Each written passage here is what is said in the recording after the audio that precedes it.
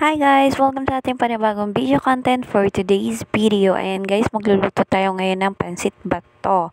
Ayan, nakita ko lang to sa isang vlogger na nagluluto. Kaya gaya-gaya tayo guys. Kaya ayan, tara guys, luto na tayo.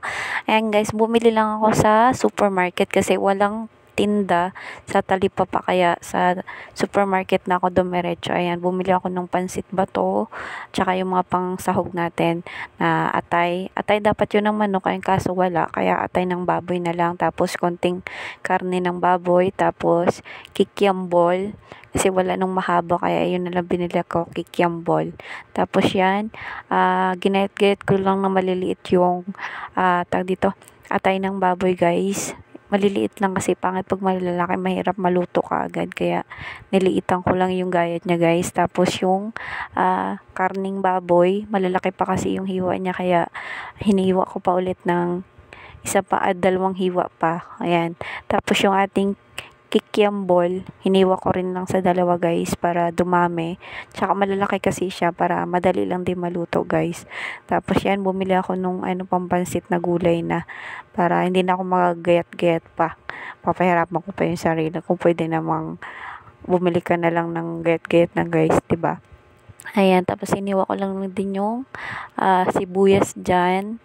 Tapos bell pepper, naglagay din ako ng bell pepper guys. Hindi ko na napakita kasi biglang nag full storage yung aking cellphone. Ayan guys, may atay tayo, karning baboy, gulay na pampansit, bell pepper, sibuyas, tapos yung kikiambol, tsaka yung pansit bato. Itatry ko, first time ko lang magluto ng pansit bato guys, kasi kanton lagi yung ginagamit ko. Ayan guys, prinito ko lang yung kikiambol. Ayan, para maging crunchy siya. Pangit kasi pag inilagay mo kaagad ng madudurog siya eh. Kaya ayan, nung naluto na, inalis ko na agad, tapos sinunod ko yung ating atay. Ayan, pirinito ko lang yung atay kasi pangit kasi yung atay pag hilaw pa. Ayan.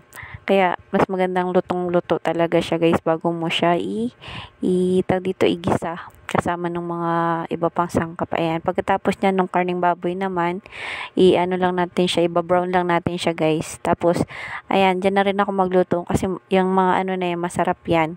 Yan ang magpapasarap sa ating niluto, kaya diyan na rin tayo magluluto, magigisa. Yan, gisa lang natin sibuyas at saka yung bell pepper. Tapos yung bawang natin naluto na rin guys, kaya saglit ko na rin yan ginisa.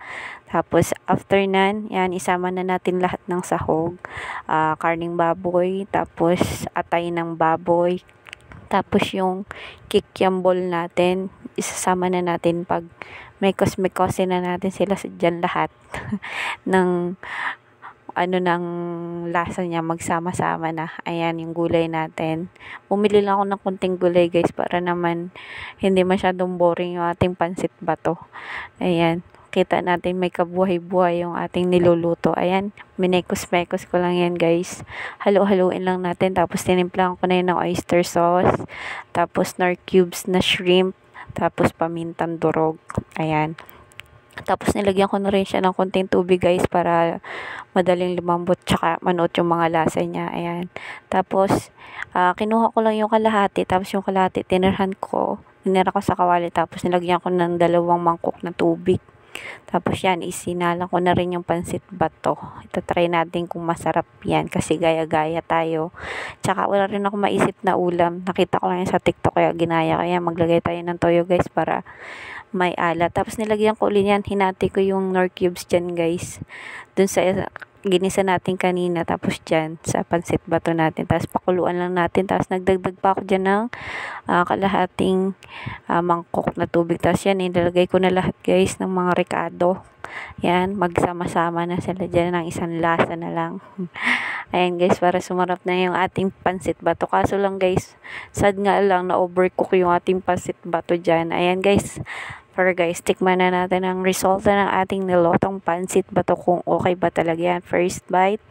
Ayan, approve guys, masarap naman siya guys. Yan ang ulamin namin ngayong gabi. Ayan, okay naman yan, pinatikim ko na sa aking partner, okay naman na daw. Ayan, nahirapan pa kumain. Ayan guys, tara guys, kain tayo. Ayan. Kung gusto nyo rin guys, try nyo. Legit, masarap yan. Pansit bato. Huwag nyo lang i-overcook yung noodles. Ayan guys, kung gusto mo pang maraming video, follow, share, and comment this video. Ayan lang guys. Thank you sa panonood. Bye-bye.